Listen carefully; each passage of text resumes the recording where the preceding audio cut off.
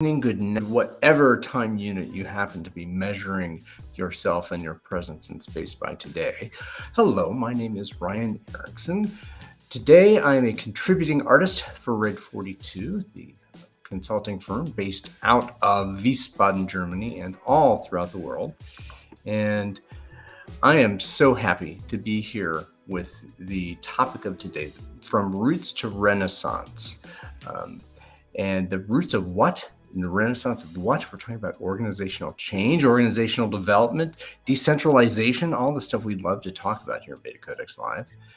And with me, as always, we have Niels Flagging, the lead artist from level 42, Red 42, and our almost esteemed Red 42, almost as good as level 42. Almost as good as level 42. And you might see, well, you definitely see in the upper left-hand corner, a new friend and first-time guest on BetaCodex Live, Jose Leal of rHatchery. Awesome to be with you guys. We've had you over on Radical, and it's great to be here. Thank you. Really good to have you counter-invited for the first time. Let's see how many. Yeah. Well, there's this may not work. Let's. But this might work, and it might work. Yes, I mean, Red might work. Level 42. They have been together for over 40 years, so 45 years. Since 1981. So at least 42. 42 years. Yes. So. and it is the answer to life. The universe and everything. So saith Douglas Adams, and the red from the red and the blue. Am I correct in that? And yes. Possibly. Okay. Yeah. Oh, well, to start off, since you're a guest in this space, and not everyone who will be watching this from BetaCodex Network will recognize or know you, would you mind setting the stage about who you are, what you do, and why it matters to BetaCodex? Niels, you're going to pop in. Just one thing we should mention first about Jose Leal is that he is the author, among other things that he does, of course, he is the author of this book, Radical Companies, which I can recommend. I swallowed it, I gobbled it up, read it immediately. So this is highly recommended.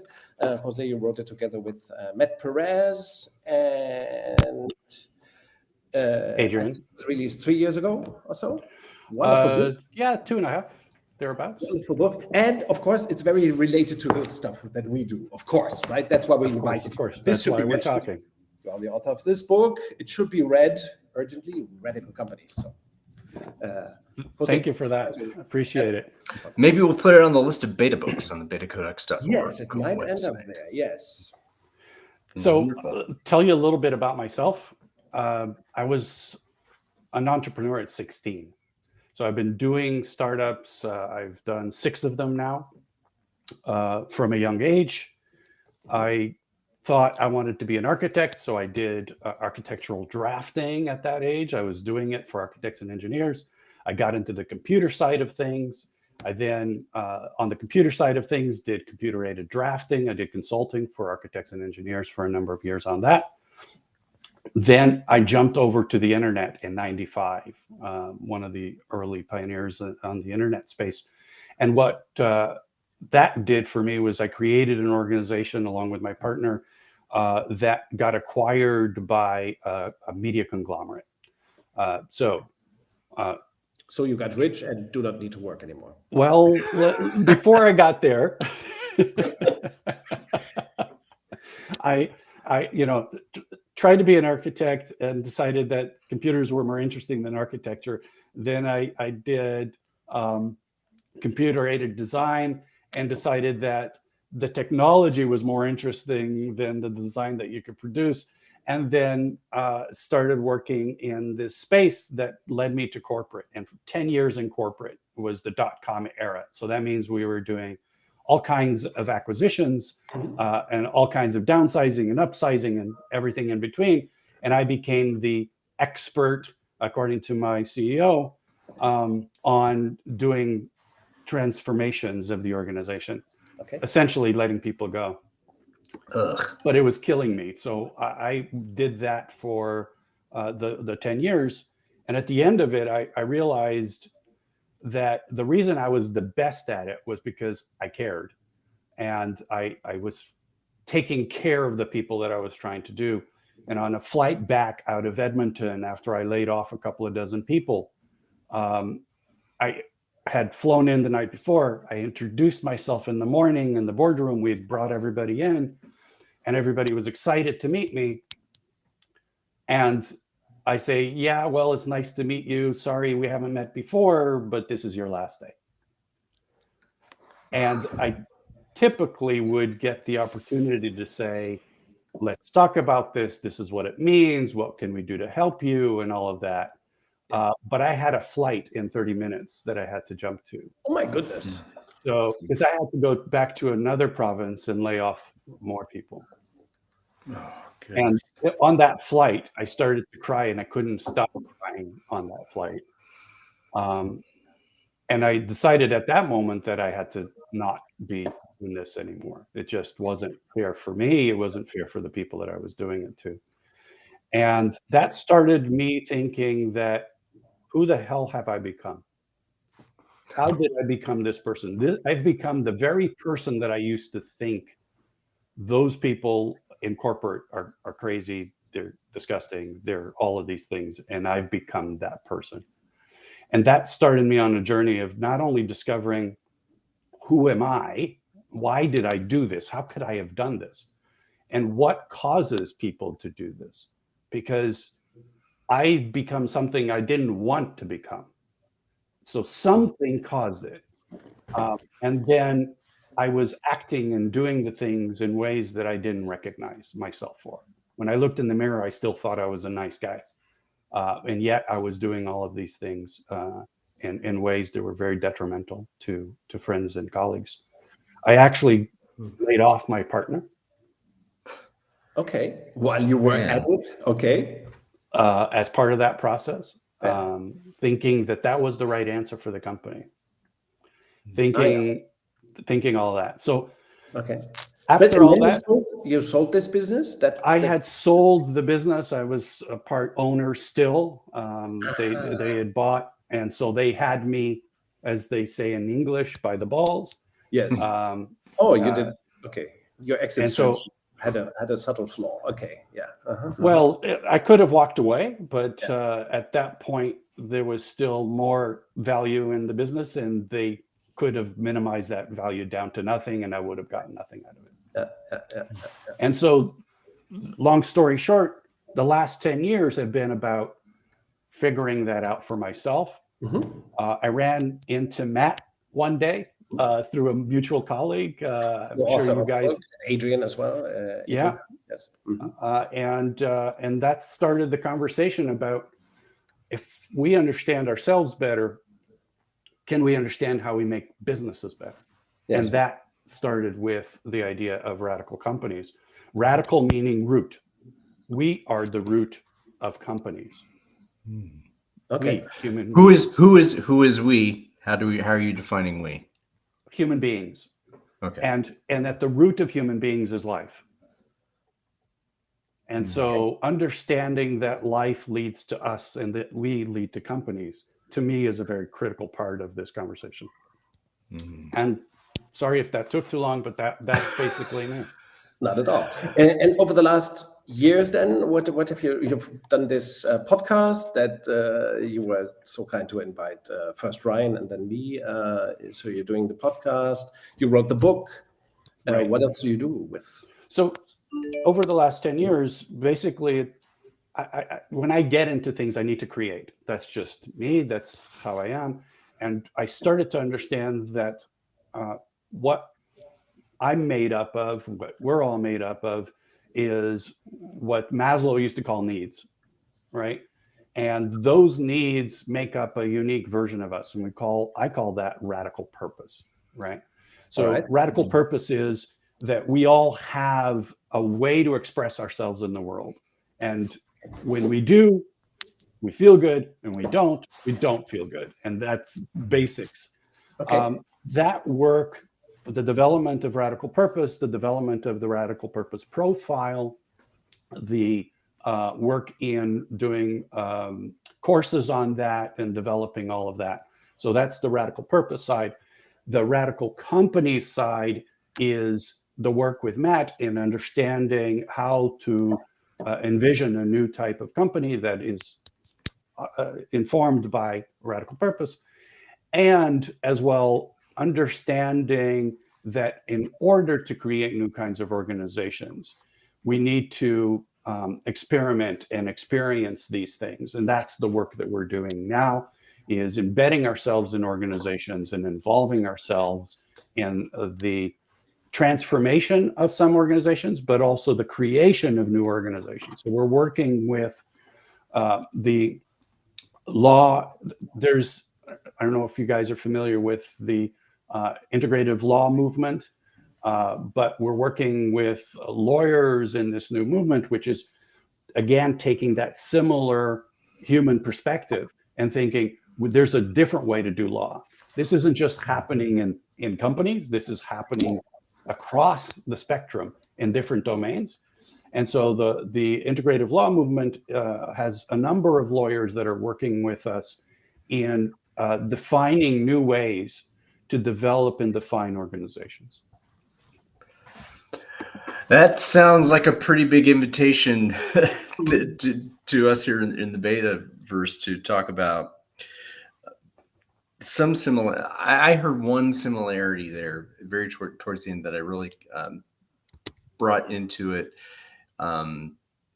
Just the word purpose. The first principle, the BetaCodex, is about connectedness with purpose. And I think that's an interesting.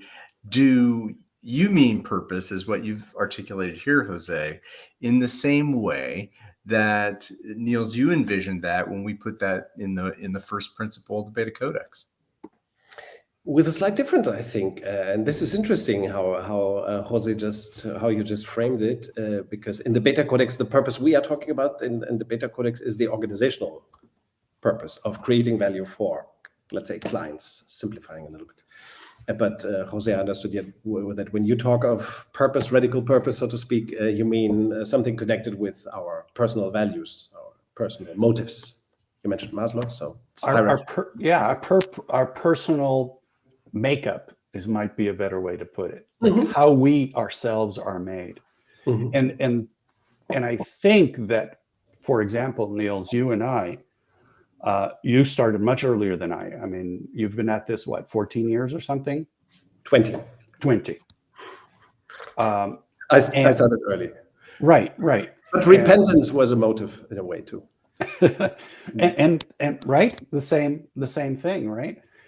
And that's part of what I think is really interesting about this conversation in our two communities, is understanding that these things that emerged from our two respective communities really emerged from the same place. They emerged from you, from me, from Matt, from others, as a way to express this thing that we feel is out of balance for us in our own personal lives, and seeing that it is out of balance for others in their personal lives.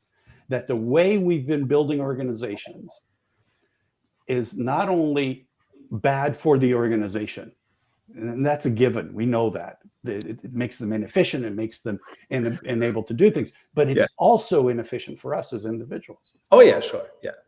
We like to say always that alpha organizations, command and control, Tayloristic organizations, you call them fiat organizations, they only produce losers and no winners at all. Not even managers or executives or owners are winners.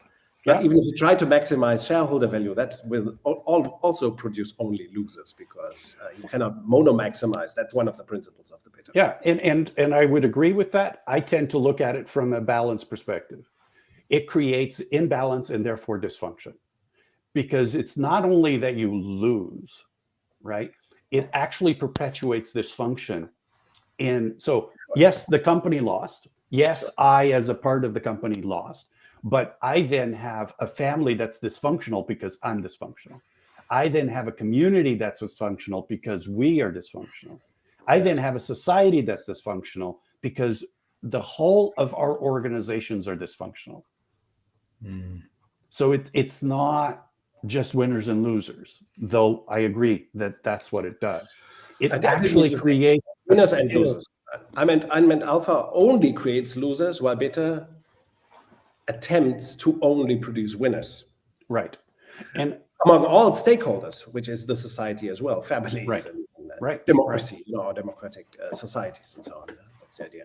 Yeah, but very good, very well put, I think, beautifully put, yes. Mm-hmm. That human spirit, it permeates the book as well, I might say. Again, recommending the book, right? That humanistic spirit is something that I think is very laudable and very clear in the book as well. Yeah. Ryan, you want to chip in as well? Well, you mentioned a similarity that the repentance that I wrote. I'm trying to think of the word that brought up with the repentance was redemption. Yes. Right. So seeking redemption through I would say the desire, the hypothesis that this spark. I think, Niels, we talked about the spark inside someone to pursue a better way. There has to be a better way. There must be a better way, and I think that led to the beyond budgeting movement. You coming from being a controller to beyond budgeting, and then there's a better way to more than just talking about this stuff. That to do it, and then and that this is an act of redemption. I think that feeling that now we're making a difference, not only for the individuals in teams and organizations, but for the people we serve. We, as in each organization, the we of organizational, the people we serve and the people that they serve, right? So this is the flow of value creation that creates. Again, I'm going to go woo woo and all that about creating a better world. And that creating organizations that are compassionate and that show love. We also said beta is love. one of our taglines, so to speak. One of our taglines, and this connects to open space, and then I'll pop back in. But what is love? How do we define love in the way I think about it? It's your acceptance of one another and your willingness to challenge, to move forward and progress. So this creates the tension, this creates the desire to create for others, that if you are coming together as human beings, this is togetherness, and this is, like, Jose, what you said, what is an organization anyway? What are we organizing? Right. Human beings. So I'm all up in that. And for me, everything we've just said sounds like we're all on the same page and woo woo, right? Like, but the beauty of this conversation is that two distinct directions, the evolution of two different ideas, who for the most part are very much in alignment, not completely, and maybe we should talk about that as well. What are the differences? But have emerged from this place that you've just described, Ryan. And when we talk to folks about these ideas, these concepts of how do we do work different, how do we do organizations different, that what we've actually done is, for whatever reasons, we've been the bleeding edge of a movement towards a new way of society. And that work that is being done by Niels, by so many people around the world that have been doing this, right? Doug Kirkpatrick, who introduced Matt and I in the first place. Really? Oh, wow. Ricardo Semler, right? There are hundreds of people in different domains on the bleeding edge of this work. Some of us, some of you guys have been at this for 20, 30 years. That work is not happening because we think we're brilliant. That work is happening because we know we need to change. And a lot of people know we need to change. The difference is, for whatever reason, that some people have stepped up and put their necks out and made the difference of changing it by writing these books, by implementing these models, by doing the hard work of creating a new mindset of what an organization is and how do we organize, right? Ooh, I can sense you, Niels, you wanting to come in on this and draw some distinctions. Oh, Am I right? no, and of course I agree with so many things that Jose just said. I mean, we all have our different ways of expressing our urge to be active in this space and so on. And the first thing I thought when you described the similarities, Jose, was, yeah, there are so many people out there who do these things. People, let's say, those people who are connected with Ricardo Semler's ideas, Semco style, I think that's what they call themselves, or their Teal movement. The Teal movement, yes, connected to Frédéric Laloux's ideas, and many others. So, of course, many agilists are well-intended. Lean people are very connected to lean people as well, of course, to many agilists. And there are so many other movements. Yes. And one, I would be remiss if I said that your next guest, I think, Jose, today, Paul Tolchinsky. Yes, it's going to be on. Yeah, he's a great friend of mine as well. Yes. I was active in EODF, European Organizational Design Forum, that he founded, that Paul founded. So he's a friend. And he's been at this for a little while as well. Yes, of course, especially involved in large group or large whole systems change techniques and so on. So there's a lot to build upon. And of course, Paul, for example, Paul Tolchinsky, he got me introduced to other wonderful people like Bill Passmore, and a real legend of organizational development in the United States and so on. So there are so many roots and movements, but I fear, I mean, and this is just an additional facet maybe of what you described, Jose. I feel that we usually fall into the trap of primitive tribalism, as we call it on our website as well. We like to think for ourselves that we have the best approach, that we are the best, that we are the smartest, in fact, that nothing can exist, nothing compares to us, using on Sinead O'Connor. I was going to start singing, but you stop it. So I think I like to call it primitive tribalism because it is a reflex that's utterly selfish and fragmenting the scene, so to speak. And I think nobody's winning in that. And we've seen this primitive tribalism, I think, happening from the times of Mary Parker Follett on. So almost 100 years, there has been the good people, or people who think they're on the right side, against command and control and so on. And there have been people like that. We other great people like Henry Mintzberg, Ricardo Semler, you mentioned him, of course, right? But many others, practitioners and scientists, and we haven't cracked the nut. We're bad. We think we are smart, but we're not smart. We are secretly smart, but incredibly bad. Well, let's maybe be fair to ourselves and to everybody else. I think it takes an insular focus, meaning my ideas, I need to work on them, I need to develop them, I need to work on to invest time, because if you don't believe in your own ideas, you won't invest time. You won't do what it takes to write books, to explore, to build networks, to do the things that we do. But at some point, we've reached a phase at which it's time to bring those things together. It's not about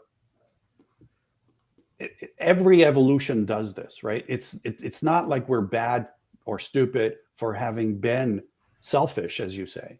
Yes. But that we've been working on developing something sufficiently to then be able to go beyond it, right? We need to go beyond this idea that I know everything. And we had this conversation on LinkedIn, right? Yes, we just had it today, I think. Yeah. Yeah. And so that conversation that we had in the comments about, do I know everything? Do you know everything? Of course not, right? And I see things that you don't see, and you see things that I don't see. In part because of who you are, the work that you've been doing, the growth that you've been generating over the years. And Similar sees things we don't see, and so on, right? Here's the thing. Can we discuss this? Because I love this subject. I wanted to bring it up. So I love even more that you brought it up. I want to passionately counter-argue. I actually prepared in my mind. This does not surprise me at all. You're on brand, man. And we don't have to agree, of course, but I think you just recited a verse, a Laloux verse from his book, Frederic Laloux's book. I think. I do not know where the origin is. It might be other authors, other thinkers, but I think that's a part of Frederic Laloux's book, Reinventing Organizations, I think is the title, right? And we probably have all seen it or touched the book, you know. And one of the things that he claims there is that we all see parts of the solution, but nobody has it. And my stance would be different for our own sake and that of everybody in our movement or meta movement. And I would argue the following. I would say that the total solution has been in a case like Semcos. The total solution has been in the Toyota case. The total solution has been in the Handelsbanken case.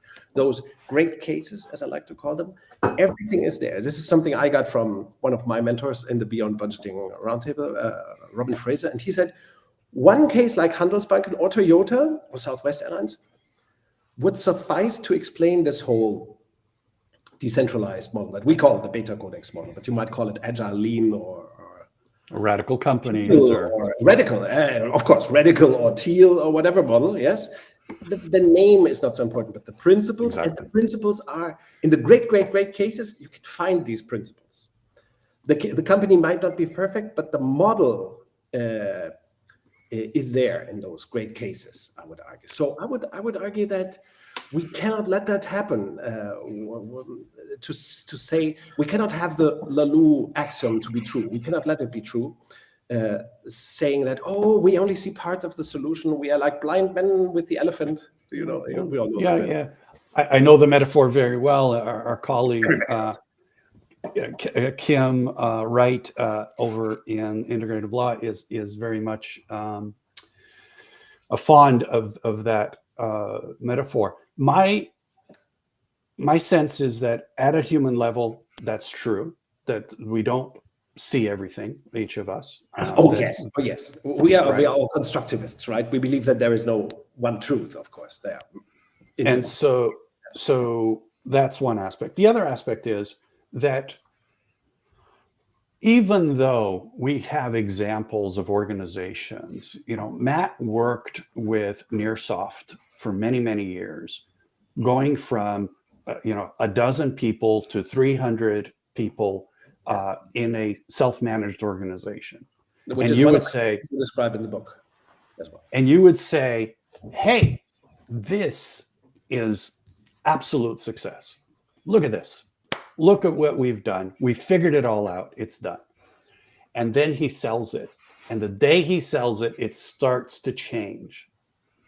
And now it's becoming part of a corporate behemoth. But he sold Nearsoft. Is that what you're saying? Correct. That when Nearsoft was sold, yeah. And so it was reverted to fiat. Or it's reverting. It's in the process of reverting. Some folks would disagree with that, but it is in the process of reverting. Yeah. And that's part of the issue. It is. There's two things. Well, there's three things I would argue. One, there is the creation or the conversion into a new form of company, whatever we call it. Yeah. Let's call it radical for a moment, or beta. Let's call it radical. Okay, a beta radical. How's that? Yes.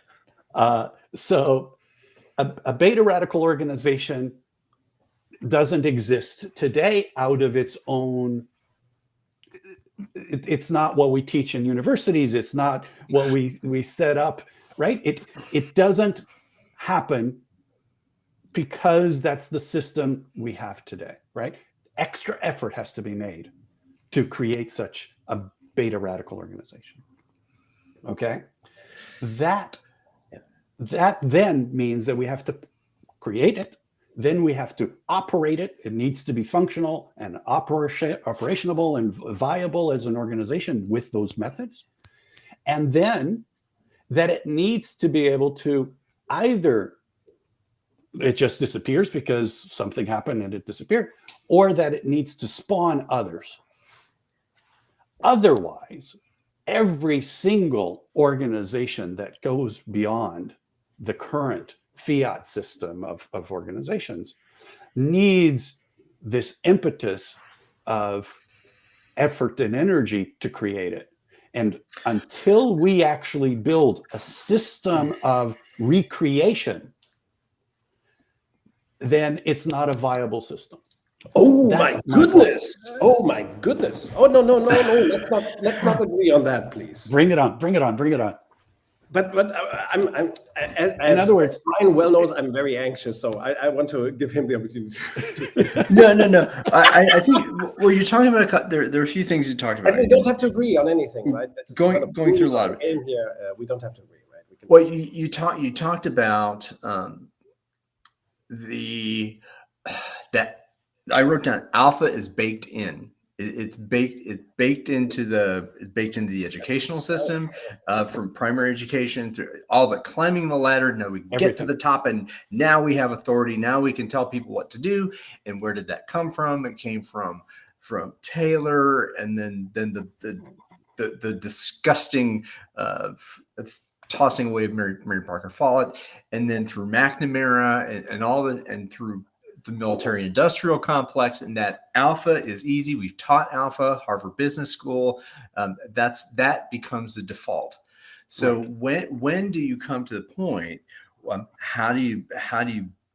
What's oh God? I'm not going to say the tipping. What's the trigger to say I've realized that I need to be redeemed, whatever happened. That how do we say I'm a compassionate person, and I'm looking at myself in the mirror and I'm realizing, my God, I've ruined these people's lives by cutting them out of the organization. I think so. To me, I wrote down the inertia, right? How do we overcome the inertia? Where's the point of leverage? Where's the intervention? And how do we go from this must work, we must do this, we must get shareholder value, to this might work. It might not work, but this might work. This way. So, all right. So we may disagree there too, Niels, but we are totally disagreeing. Totally. I now I'm against you too, the two of you. so two against one. Now you have the floor, and now we have some social density. There's no floor, and we shall passionately disagree on everything, right? But here's my counter proposal, counter suggestion. Because if you guys are right, then we have to give it up. I would, if you guys were right, I would have to give up this stuff I'm doing today. I'm serious. This is not a joke. If you guys were right, I would have to give up the book writing and the book editing and the speaking and the workshops and the consulting. If you guys were right, which you aren't, I would have to give it up right now. Yeah, I would have to get it. Why would you have to give it up? Because what you guys argued is the baked-in thing. I loved it how you framed it, right? The supposition that alpha, command and control fiat, is baked in somewhere, and that it's the default version of organizing. That is just unacceptable to me, And I cannot convince you, of course, if you want to believe it. But here's the thing: it's not baked in. It's easy to show it's not baked in. Our schools are not crap. At least I'm not sure about the. Have you been to an American school? Have you been? I know. We had this discussion in your podcast, Jose. America, last time I checked, was still a democracy. Even California, where you live, I think, it's still a democracy. I mean, you even had Arnold Schwarzenegger as a governor there. So it's and I'm not joking. I mean, he's one of the greatest Democrats we have in the world, and I'm not talking about the political party. I'm talking about actual democracy. So let's turn it around. To have hope, we must turn this around. Democracy is the default. Decency is the default. Human connectedness is the default. You both talked about that. The humanity of humans is the default. So how can command and control or fiat organization be the default? It is not. It is the standard. That's my argument. Okay. So it's not baked in. It's revoltingly. It's trained. Present, yes, it's everywhere, but not in education. I insist that this is not true. No. And we have democratic. Okay, no. Come on. Just a second before you disagree with me, which is fair. Yeah. I feel ashamed every day. I see organizations, companies, being less democratic than our societies, less human than our societies. You know? Inhumane. Sorry. Yes. More inhumane and less humane. You know. And I think if we believe that alpha is the default, we will inevitably fail. We can never succeed. I would again turn this around. I would also argue, Jose, that. And we have always been arguing this. This is also in the book, by the way. So this is not something I'm making up here. Organizations are born in a state of naive beta. It is very important, I think, to contemplate. Organizations are not born command and control. When they're small, tiny, they are in a state of naive beta. And then once they grow, which is the interesting phase, might have been at Nearsoft as well, then they transform into command and control. There's sidewind instability, and they fall into the trap of command and control when growing. And this happened to most, not all organizations. W.A. Gore being an exception, or Southwest Airlines being an exception. So I would say that no, we don't have to provoke miracles. We don't need to be geniuses to produce beta organizations, radical organizations. We just need to believe that it's the default. It's the human default. Beta democracy. Okay, so Jose, I'm guessing you want to pop in, but I want to come a little bit together on you there. I mean, this is McGregor, right? This is theory Y. There are no theory X people, right? Yes. So and I think that's one thing. So I think we're coming to the same place.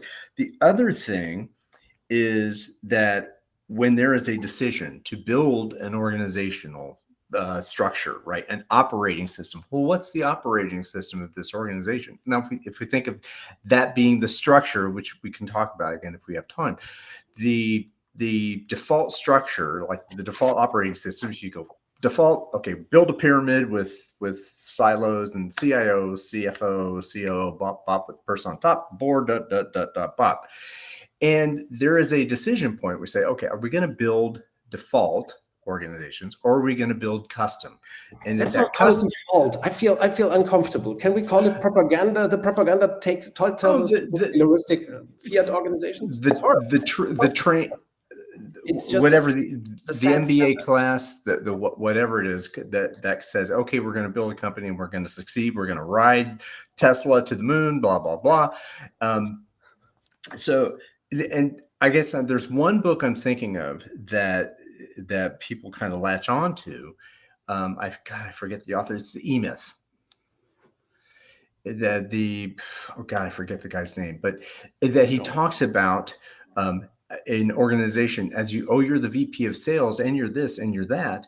Oh, you got to hire somebody to do this, that, and the other, and to separate into silos, and that as you build, you have these functional divisions. Yes. And that we need an HR person because we gotta do this. Another box, another silo. Right. Yes. So that's where I'm coming from, theory Y, and then Jose, please. Yeah. So I'm going to vehemently agree with Niels. Awesome. So I absolutely agree with you, Niels, that the default at a human level, is what we're talking about. That's what this desire that comes in us is about. It's that we sense that default in ourselves. That's what we're talking about. Everybody wants beta, I like to say, right? Nobody wants alpha. Nobody wants fiat. Everybody wants radical.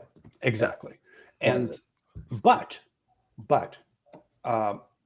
I disagree with the fact that it is the story we've been telling about how we are supposed to organize, how we're supposed to learn, how we're supposed to govern is in a different way. And so the default, when I say default, not the human default, but the societal default. As a startup here, I'm in the middle of Silicon Valley. I could walk in 15 minutes to Facebook. The default for us is not the human default. It's to create a company by its very nature requires a board, by its very nature requires a chairman of the board, by its very nature requires that there be a CEO and a CFO and so on. Legal compliance you're talking about.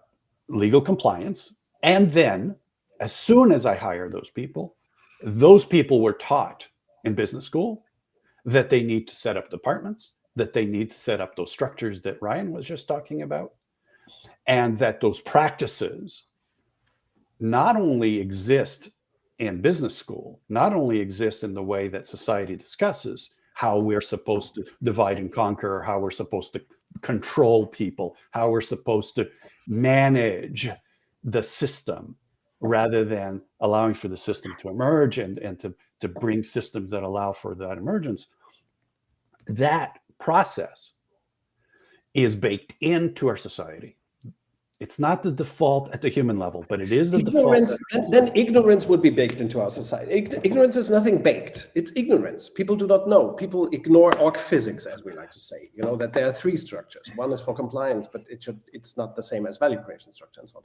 So I think this ignorance, or the bane of the business school, I have literally shelves of critical books that talk critically of the business school, not just the American, but all business schools. And I think we probably agree on all that criticism, that it is a serious, that there is a serious educational problem behind the state of management today. And I say this with a dear friend being a professor at one of these business schools. So I say it recognizing that. My dearest friend also teaches entrepreneurship. Russell Eckhoff said business schools are as hard to reform as cemeteries, and for the very same reasons. I think that neatly sums it up.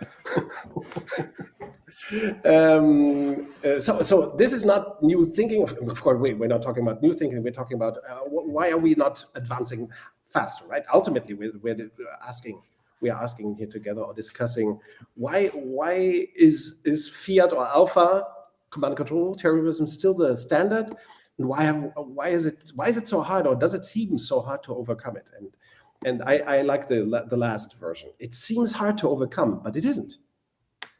I once had this epiphany 8 or 9 years ago that when I had this insight that no, everybody wants beta, everybody wants radical, everybody wants decentralization, everybody wants organizational democracy, everybody wants it. And then, because then the question changes in our heads, and the question starts being, why do I find it so hard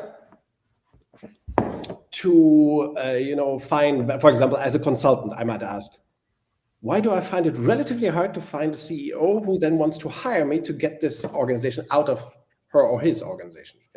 There's a better company in every company. There's a beta organization in every organization, right? It wants to be driven out. Organizations want to be turned outside in a way, But why are we finding it so? Why are we? Maybe our conversation is part of the problem. We are theorizing here about why it is so hard to create decent organizations. And I would argue that no organization wants to be turned inside out. I think the people want something different. but that the organization itself, the only thing it wants is what we've imbued it with. And what we've imbued it with is this sense of it needs to be about command. It needs to be about control. This fiat mentality that we have, this lens that we apply to everything we do, is the organization itself. In other words, the organization does not exist. It doesn't have its own mind. It doesn't have its own desires. It doesn't have its own thing. No organization wants to be anything different. Exactly.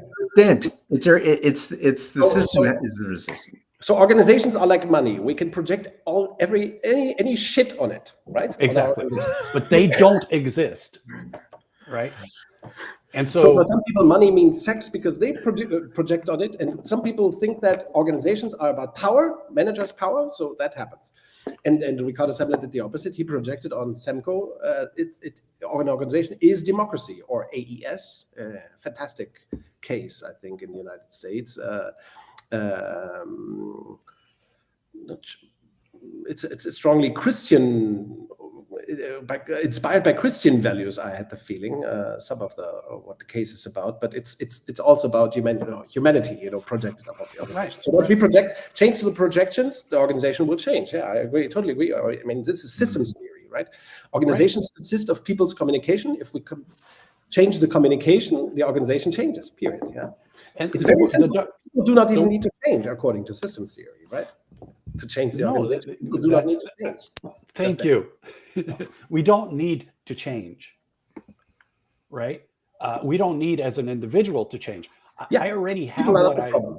Very important for our conversation, I think, too. Yeah, people are not the problem. There isn't a problem. There's a manifestation. Okay. Right?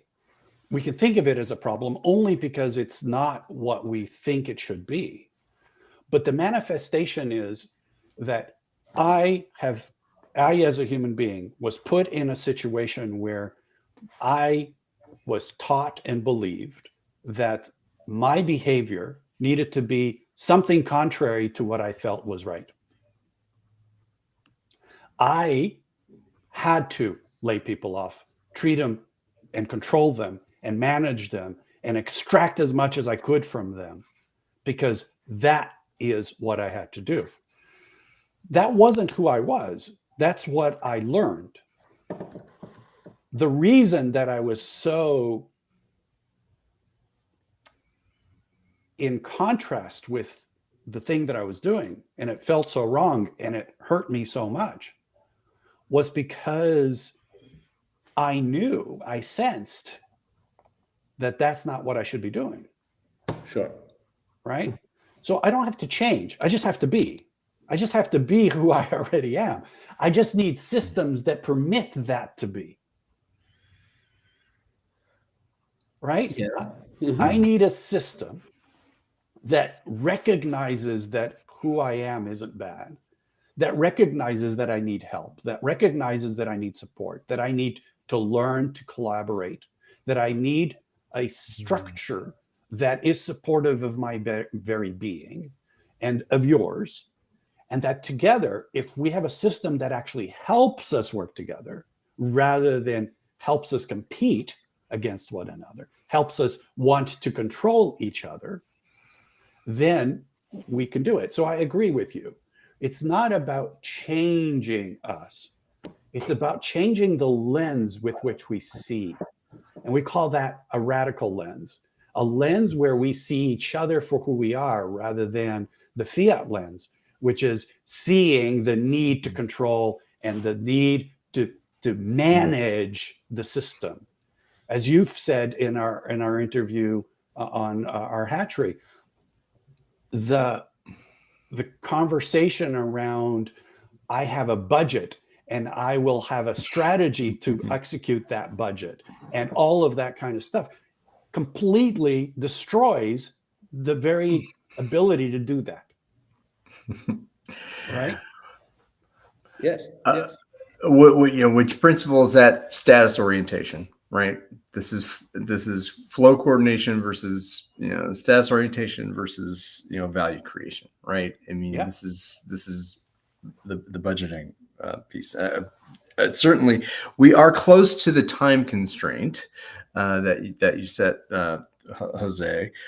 I'd like to offer a couple things. So now that we've set the stage, where do consultants such as us, where do we intervene? At what point? Either at a place in an existing organization to transform, or where? What are our points of leverage, and where might we enroll people to go on this journey with us? So whichever of you wants to take that one first, I'll leave it there. Wow, that's feels a bit out of left field for me, but I think it's a really important question. Left field in the sense that it's a bit of an abstraction from what we've been talking about. It's sort of like now we have to act. We can say part two. To make it a little bit more practical, I think I needed a moment to understand where Ryan is trying to get us. We might reframe the question into where do you see the value of placing yourself to create change, affect this kind of change, and how do you see how you can make it happen, Jose? Personally, how are you? Make it? So I think this is a place where we differ a little bit in our efforts. I think that most of us, all of the names we've mentioned and many more, are trying to go about fixing, changing, updating, transforming. That's the effort that we're making in organizations. Many of us, not all, but many. And I think I've started to come to the realization that that's the mindset of seeing a problem and fixing the problem. And to what we've just talked about, the problem isn't that people need to change. The problem is that we need to find ways for people to do the things they already want to do, to provide them with that. Mm-hmm. And to do that in a better way. I think we want to create a new conversation and the tools that support that conversation around people being able to see that an organization is something different and that they can start that organization. I agree with you that a new startup made up of a handful of people is beta or radical for its first few months, sometimes years, but usually months. Then it says, well, we need all those structures. We need the professional CEO. We need the professional CIO. We need and then poof, it's all gone, right? It's like Google. You need an adult in the room. Right. To be able to work with those folks and say, here, you can start that way, but you can also end that way. It's not about the fact that you're going to do this at a starting point and then do something else when you become grown up and you become professional and you become all of those other things. So for me, I'm moving myself more away from this transformation and fixing and converting and all of that stuff to the idea of how do we build a new default. But how does that imply? How does that work? How to because that's one of the objectives, or it's the objective of the BetaCodex network as well, to turn beta or radical in your language, the standard way of organizing, the standard model of organizing. That's the ultimate purpose of the BetaCodex network. Yeah. Today it's still fiat, command and control, beta, alpha, and it should be decentralization, organization, and democracy, consistent self-organization. I think, and this is difficult to explain how we survive in this process, but I think the work we've been doing, the intuition that we have towards these things, is being misplaced, possibly, when we're trying to transform organizations that take years to transform in many cases. And I know that conceptually it can take 90 days. No, but in actuality, it takes 90 days.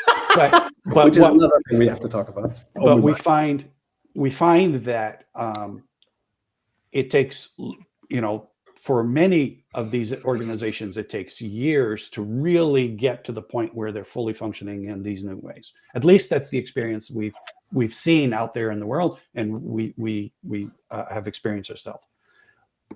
I think we need to create a new school of thought, if you will, about what a startup looks like. What are the tools you need for a startup? How do I create a startup in every country in this world that is a BetaRadical startup? How do I know what stages of that startup to the next stage where we need to get bigger, not more professional, but bigger? And what does that look like without having to go out there and resorting to the business school professional model? All right, that's a big bomb to drop at three till the hour. But Niels, do you want to? I think it's wonderful. That was very well put. I think I wrote down the magic word. I think that Jose just said institutions. I think we have to build the institutions to turn what we call the BetaCodex into the organizational standard. We have to institutionalize it. Merely transforming organizations will not suffice. We also have to establish beta universities, beta media. I mean, as long as Harvard Business Review is spewing out alpha propaganda, command and control propaganda at a heavy rate. It's like the Fox News of organizational management. It's really terrible, right? It should be closed down, really, for reasons of terrorism. So those are institutions. I mean, magazines, business journals are institutions, business schools are institutions. So we have to build institutions as well. I totally agree. Yeah, I wouldn't call it those words, but yeah, I think we're on the same page. The publishers of the Harvard Business Review, for those of you out there, are not terrorists, by the way. They are not. They are terrorists of organizational life. They are terrorizing organizational life. Can we agree on that? They call it the culture of fear. Culture of fear. But that's why we need publishers. I mean, that's we definitely need Ryan between us so that we can balance our radical ideas. But we should be aware, and I think that was brilliant of you to mention that, Jose. Alpha, command and control, fiat, Taylorism. It is built on very robust institutions. The publishers out there, the business media, the business schools, propagating this, and also of course the big consulting firms and the not so big consulting firms and the certifiers in Agile. They are all propagating command and control. So to counterbalance that, merely transforming a few organizations will not be enough. It's good. No, I think we have to liberate the worker. We have to liberate the people at work. But absolutely. To make it, this is beautiful way to finalize this session, by the way. Thank you, Jose, for contributing. No, thank you guys. It was a real pleasure. I hope we get to do this again. This, I think, definitely sounds like a really good You certainly qualified to be back if you want to. Yes, we have to, after this show we have to align. I will show the book more, even. I'll yes, do that and I cannot emphasize enough that people shall read Radical Companies by Matt Perez, Adrian Perez, and Jose Leal. Available everywhere. Yes. Awesome. Thank you. And what better way to bring about the one word we didn't talk about today that was in the title, the necessary organizational renaissance. Yes. Renaissance. What happened to education in the Renaissance? We have to think about what happened in Florence back then. That's where it started, right? It was in the way that we created systems of learning. Yes. Yeah. Yes. Oh, by the way, systems of learning schools, learning methods. Yeah. Those are good aspects. All right, we are at the top of the hour. Niels, would you like to continue? Jose, would you want to make a graceful exit? What have you not said today that you wanted to Yes, say? How about that? only Jose. You have the right to say this, and then we shall close the session. Right? I would say that I think this has been a really great experiment in doing what we were talking about is not happening enough, which is that different ideas are tested in a way of collaboration, and I think we did an excellent job of that. To be honest, it's better than what I expected, as far as our ability to recognize that what we're seeing, language aside, terminology aside, that what we're seeing is the same thing, that what needs to happen we see as very similar ways, and how we now move this forward into a broader movement that is encompassing of not just the future of work and the future of law and the future of economics and the future of everything else, that it is about our future. Those things are just things we do. It's the future of humanity, whether it's work or law or anything else. And so for me, we're not working on work. We're working on us. Oh yeah, Work is just one of the things that we do. Yes. And we're not working on organizations. Organizations is just a way for us to do the work we do. Yeah. And that to me is the ultimate in being able to find ways to work together and ways to do the things that need to be done. So I thank you, gentlemen, very much for the opportunity to share this time with you and the opportunity to engage in these very important conversations, because they're not happening. And I think we need to do more of them really with more people. I might add this quote by Mary Parker Follett: "Unity, not uniformity. That must be our aim." That is beautiful. Thank you. Oof. Wow. Well, I'm gonna bring in our closing music for today eventually, and thank you. First of what I hope any. Oh my gosh, you can't hear me? Now, yes, you muted the microphone with your hands or something. Yes, say it again. Oh, okay. Yeah. Thank you so much for coming, Jose. We hope this to be the first of many topics we go in terms of building our new institutions to bring about the organizational renaissance that is so desperately needed. And I say that's a wrap, gentlemen. Absolutely. Thank you very much to both of you. See you again soon, Jose. Thank you. Okay, that was BetaCodex Live for this week of this day, November 15th, 2023. I am so glad to have been here for Niels and Jose coming together and having a great conversation to, again, bring about the organizational renaissance, the necessary organizational renaissance. Thank you for the precious gift of your time and attention. Be well.